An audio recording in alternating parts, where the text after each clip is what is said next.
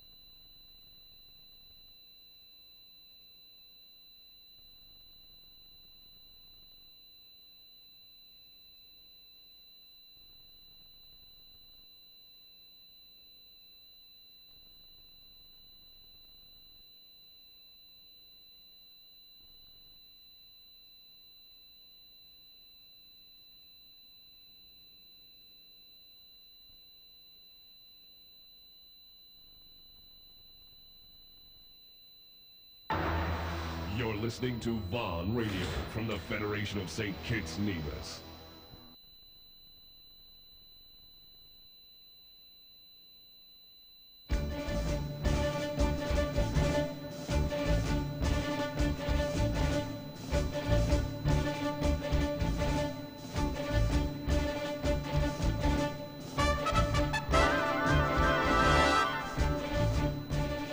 Another look. Different from how you've seen it before. Another look. Takes an in-depth look into business, politics, science, technology, religion, and more. Another look. Featuring documentaries from the BBC, regional features, and local ones too. Another look. Every Monday at 3 p.m. on the Eastern Caribbean's powerhouse, VON.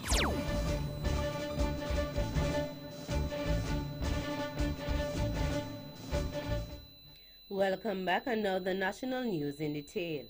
A man who was charged with the May 2017 murder of 27-year-old Gregory Mills, proprietor of Greg's Pizza, walked out of court a free man as the jury returned a not guilty verdict. Back in 2017, Omax Bai of McKnight St. Kitts was arrested and charged with murder. Bai was one of 2 persons arrested for the crime. He went on trial Tuesday, represented by attorney Marsha Henderson. Prosecuting the case was Crown Counsel Tishon Vasquez and Vaughn Henderson. The victim's mother and Assistant Commissioner of Police and the state's key witness were called to the stand. In the end, Justice Trevor Ward QC summed up the case for jurors Friday morning, and within a few hours, the jury returned a 10-2 verdict of not guilty. Gregory Mills was murdered on Tuesday, May 9, 2017, and his murder took the toll for 2017 at that time to 10. Organizers of the St. Kitts Music Festival today released the full roster of artists for the June 27th to June 29th event. 16 artists have been contracted to perform at the festival. On December 7, 2018, the first set of performers were revealed at a press conference at the Ocean Terrace Inn. Chairman of the Music Festival Committee is Mr. Damian Hobson. The Music Festival Committee has been working tirelessly over the past few months to ensure that the artists we select are at the top of their game in calypso, dancehall, reggae, hip-hop and R&B. And we have amassed the best of the best for 2019. This year, we are very hopeful that we will again surpass expectations in terms of visitor arrivals, crowd attendance at the concerts, deliver world-class performances, increase levels of spin-off business, especially for small enterprises, and definitely, we are certain that fans will walk away with an unforgettable experience. The Music Festival chairman also spoke of the economic impact the festival will have on the Federation. Our recent economic impact study from the 2018 festival indicated that over $13 million was spent in the economy and over 2,000 jobs were created directly by the festival. This tells us, therefore, that the festival has proven that it can be successful and that it positively impacts the local economy. This year, the concerts will be staged at the Kim Collins Athletic Stadium in Bird Rock. 30 high school students will be exposed to the world of work through an internship program being organized by the Department of Labor in St. Kitts. The Youth Summer Program will be geared towards students who are transitioning from high school and enrolled to enter the Clarence Fitzroy Bryant College. Labor Commissioner Shernell James noted that youth employment is an issue that is perplexing for leaders around the world. She said plans are still being finalized for the rollout of the Youth Summer Program. It's time to end cervical cancer. That was the theme for Cervical Cancer Awareness Month, which is observed annually in January. In keeping with the observance, the Community Health Nursing Services within the Ministry of Health here in Nevis hosted a free pap smear screening program on Saturday, January 26 from 8 a.m. at all the health centers on the island. Speaking to the VON News Line, Coordinator of Community Health Nursing Services, Nurse Ermin Jeffers, gave this update. 134 women who came out on Saturday, which is quite good, realizing that we have persons coming in throughout the year to have their pap smears done. So having 134 on one particular day is very good. I would say that it was a good turnout. She said that the number of women who were screened in 2019 was more than that of 2018. Last year we had 130 women. I would also like to say thanks to the community health nursing staff for their support and dedication to the pap smear outreach, to Junior Minister of Health, Honorable Hazel Brandy Williams, to the staff of the Health Promotion Unit, to Dr. Judy Nisbet, Medical Officer of Health, to Von Radio and NNC for making this outreach a success. Coordinator of Community Health Nursing Services, Nurse Ermin Jeffers. 34 individuals aspiring to become Royal St. Christopher and Nevis Police Force RSCNPF officers today began a 5.5-month training program. Commandant of the Police Training School, Inspector Eldrin Dickinson, welcomed 31 males and 3 females as members of Course 43. The class includes students from St. Kitts and Nevis, St. Vincent and the Grenadines, Santo Domingo, Grenada, and Jamaica. Police and civilian instructors are expected to transform the recruits into disciplined and dedicated police officers committed to make a difference in the community. Recruits will be assessed on physical training, self-defense, written assessments of criminal law, evidence and procedures, general duties, weapons training, and community policing. A release from the Royal St. Christopher and Nevis Police Force indicate that a wanted man, 27-year-old Nian Saddam Descent, is in police custody. The release indicated that the New Road resident turned himself into police today, Monday 28th January. The wanted bulletin was issued for Descent in relation to an illegal firearm that was found on Saturday 19th January. 2 more men have been charged in relation to a firearm and ammunition found during a stop and search operation on January 19th. Kevin Gaskin and DeAndre Brown, both of New Road St. Kitts, were charged for possession of firearm and possession of ammunition.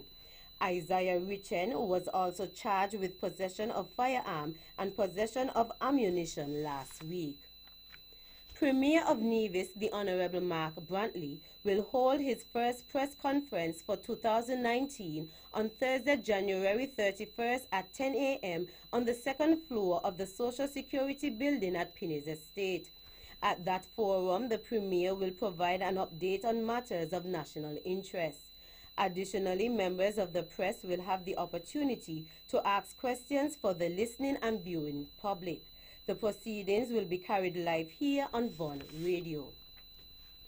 After 8 years of operation, the St. Kitts Eco Park, also known as the Agro-Tourism Demonstration Farm Co-op, was officially handed over to the government of St. Kitts and Nevis from the government of the Republic of China, Taiwan, on Thursday, January 24th. The Eco Park is an agro-tourism facility jointly created by the governments of Taiwan and St. Kitts and Nevis and has become a well-known tourist attraction. The park was established in 2011 with the objective to showcase the history of the agricultural section in the Federation to visitors and locals. While speaking at the ceremony held at the Eco Park in Sandy Point, Minister of Agriculture, the Honorable Eugene Hamilton, said that the government is proud of the long-standing relationship that has existed with Taiwan for over 3 decades and for the significant benefits this relationship has brought. Minister Hamilton said that with the fusion of the Ministries of Tourism and Agriculture, the Eco Park will provide a great opportunity to display the history of the island in a hands-on way. Resident Ambassador of the Republic of China, Taiwan to St. Kitts and Nevis, His Excellency Tom Lee, said that as a strong ally of the Federation, Taiwan's mission is to teach you how to fish instead of giving you fish.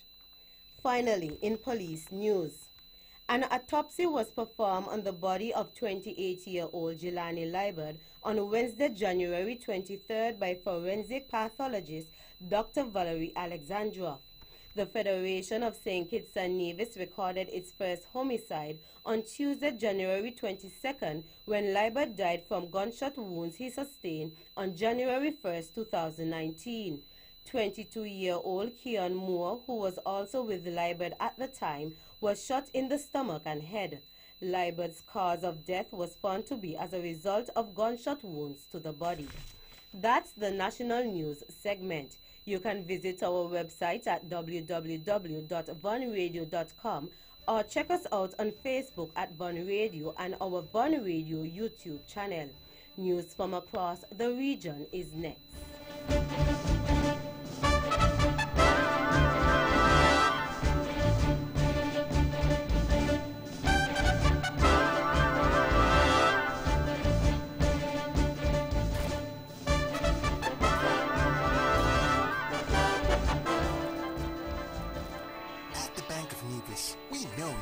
Personal as well as your business needs, and we're here to help. Our knowledgeable staff will work with you to help you achieve the financial success that you or your company needs in a competitive market. We offer solutions that make your banking experience easier, like our savings and checking accounts. Be sure to ask about our youth savers accounts and our Bank of Nevis Gold Club. We offer a wide range of personal loans, including mortgage, land, student, auto, and consumer loans. Have access to your funds instantly with our BeOnline internet banking and our debit and credit cards. We make international banking and investing easy. How's your business? Give it the leverage it really needs by letting the Bank of Nevis assist you with all the necessary funding for all your business expenses. It's that easy. What are you waiting for? The Bank of Nevis Limited, improving the quality of life. Like us on Facebook at www.facebook.com/The Bank of Nevis.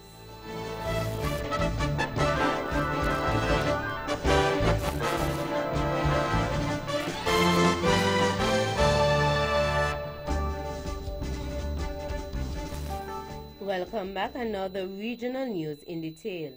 In the British Virgin Islands, the 2019 general elections will be held on February 25, 2019.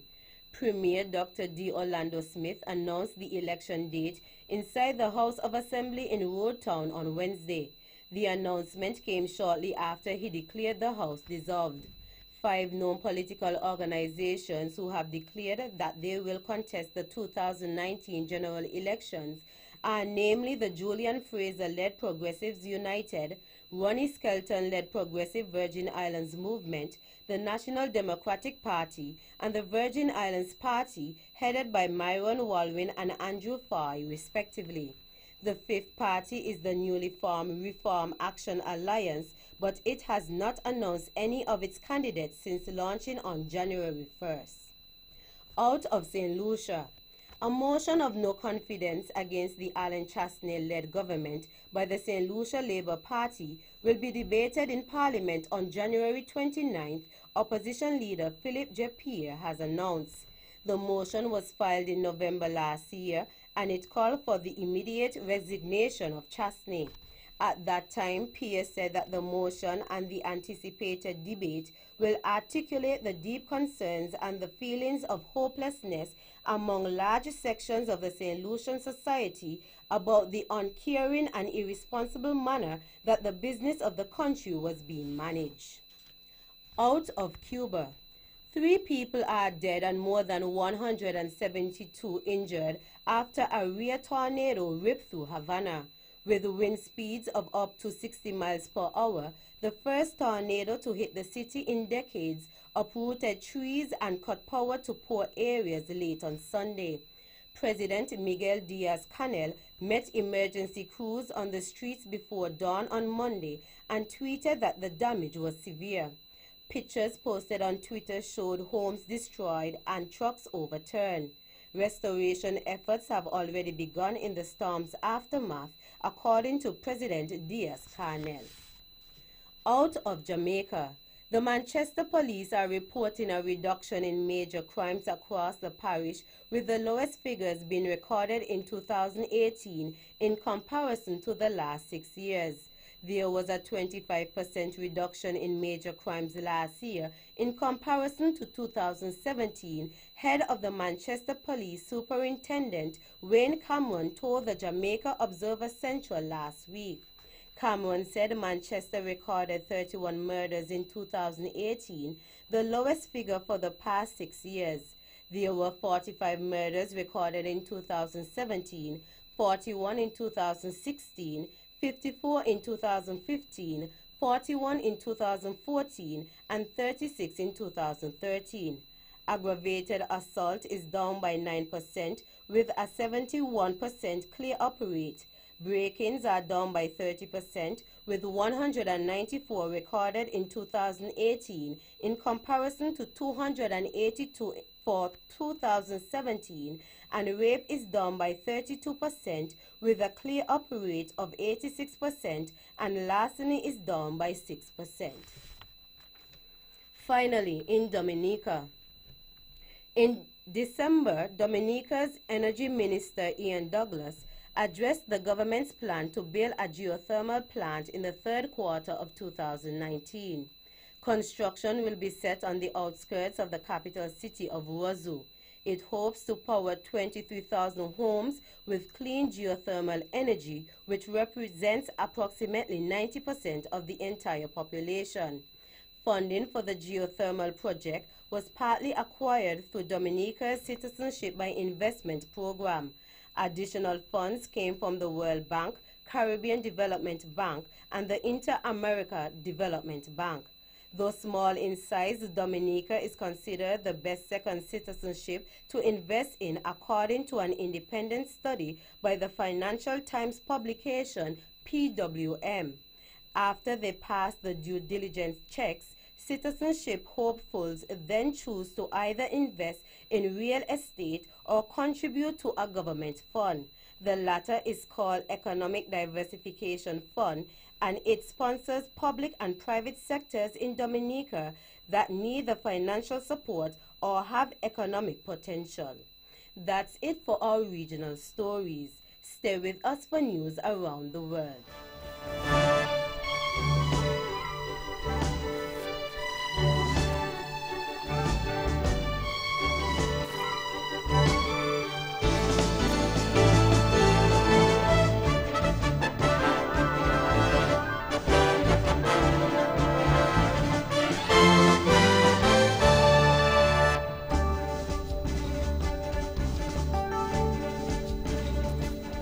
Welcome back, and now the international news in detail.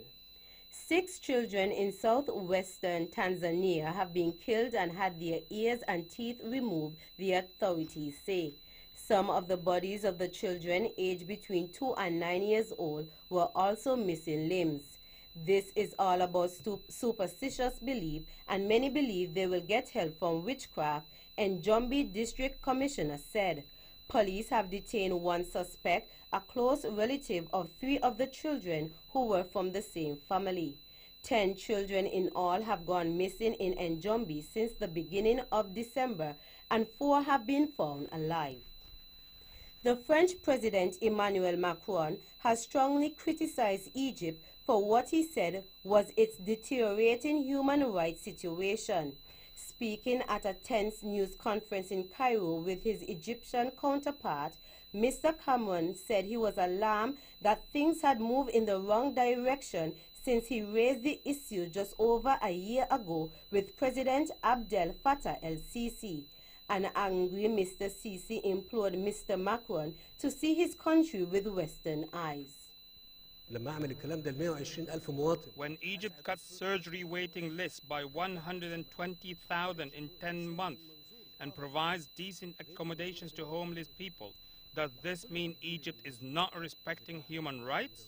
Is human rights confined to bloggers? Let me tell you, bloggers will not build Egypt. Its hard-working and persevering sons will. U.S. and Taliban negotiators have agreed on a draft framework for a peace deal seeking to put an end to a 17-year conflict in Afghanistan, Washington's top negotiator has said. U.S. negotiators held 6 days of talks with the Taliban in Qatar last week. The Afghan president has made a new call for direct talks with the Islamic group, but they have so far refused, dismissing the government as puppets. Zalmay Khalilzad, the U.S. Special Representative for Afghanistan Reconciliation, was in Kabul to brief the Afghan government about the talks. Jill McGibbon reports. Mr. Khalilzad first briefed the Afghan president, Ashraf Ghani, then made public the parameters of a draft deal. They include commitments by the Taliban to a ceasefire, to preventing Afghanistan from harbouring international terrorist groups, and to entering direct peace talks with the Afghan government, something Taliban leaders have always so far refused. In return, the US would commit to a full withdrawal of all its forces. Now both sides need to flesh out timings and other details before meeting again next month. That brings us to the end of our news segments. The latest in sports is next.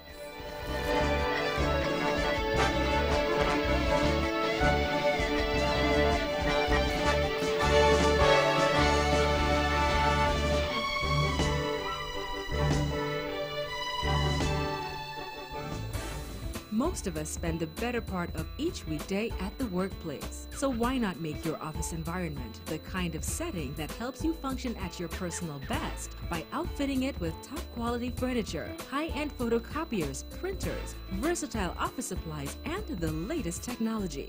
The friendly and knowledgeable staff at the TDC Business Center are happy to provide you with personalized service to help you create an office space that's the total package. TDC Business Center, providing solutions that work.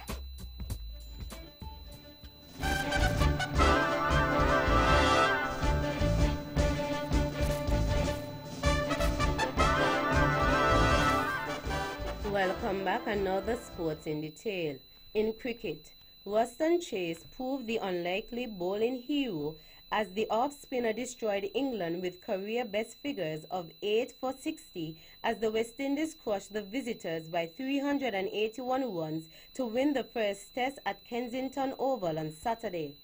Set the improbable target of 628 to win, the tourists slid to defeat on the fourth day, losing their last 6 wickets for 31 runs either side of the tea interval to be dismissed for 246, ending a winning streak of 5 matches.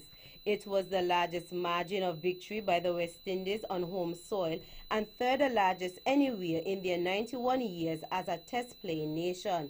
Captain Jason Holder said after the victory, "To come back the way we have as a team is really satisfying."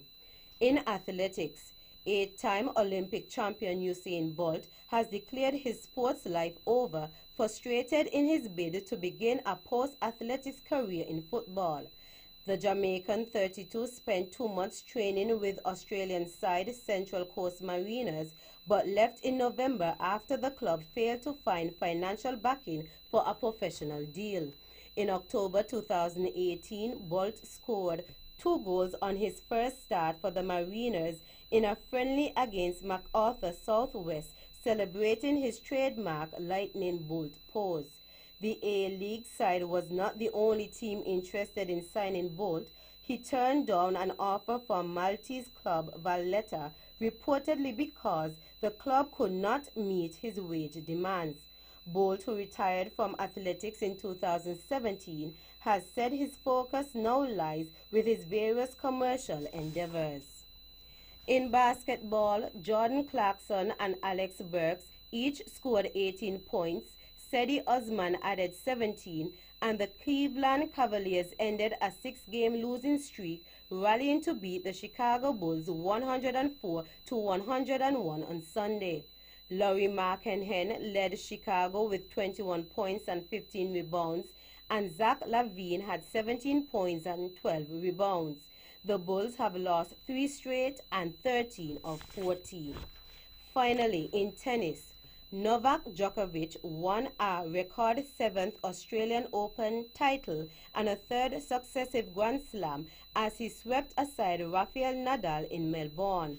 The Serb, really troubled on his serve, won 6-3, 6-2, 6-3 for his biggest victory in a major final over his greatest rival.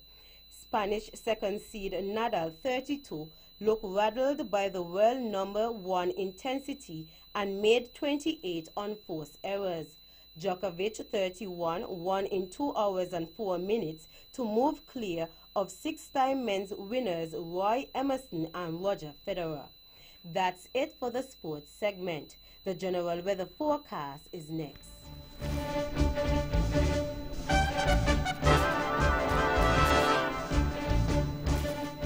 Welcome back. Another local weather forecast for St. Kitts and Nevis. Weather tonight, partly cloudy with a 10% or a slight chance of showers. Weather tomorrow, partly sunny with a 40% or a moderate chance of showers. Winds east at 15 to 30 kilometers per hour or 8 to 16 knots.